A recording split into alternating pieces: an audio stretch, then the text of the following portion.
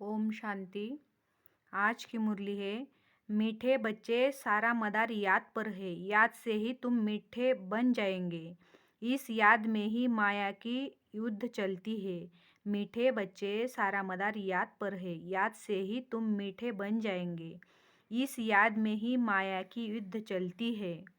आज की मुरली का प्रश्न है, इस ड्रामा में कौन सा राज बहुत विचार करने योग्य है, जिसे तुम बच्चे ही जानते हो। इस उत्तर है, तुम जानते हो कि ड्रामा में एक पार्ट दो बार बज न सके। सारी दुनिया में जो पार्ट बजता है वह एक दो से नया। तुम विचार करते हो कि सतयुग से लेकर आप तक कैसे दिन बदल जाते हैं, सारी एक्टिविटी बदल जाती है। आत्मा में 5000 वर्ष की एक्टिविटी का रिकॉर्ड भरा हुआ है, जो कभी बदल नहीं सकता। यह छोटी सी बात तुम बच्चों के सिवाय और किसी की बुद्धि में नहीं आ सकती। ओम शांति। धारणा के लिए मुख्य सार है। पहला पॉइंट है,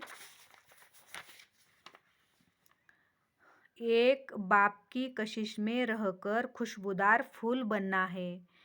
आपने स्वीट बाप को याद कर देह अभिमान के कांटों को जला देना है। एक बाप की कशिश में रहकर खुशबूदार फूल बनना है। आपने स्वीट बाप को याद कर देह अभिमान के कांटे को जला देना है। दूसरा पॉइंट है, इस हीरे तुल्य जन्म में अविनाशी कमाई जमा करनी है। कौड़ियों के बदले इसे गंवाना नहीं है। एक बाप से सच्चा प्यार करना है, एक के संग में रहना है।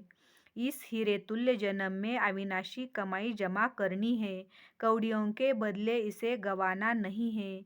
एक बाप से सच्चा प्यार करना है, एक के संग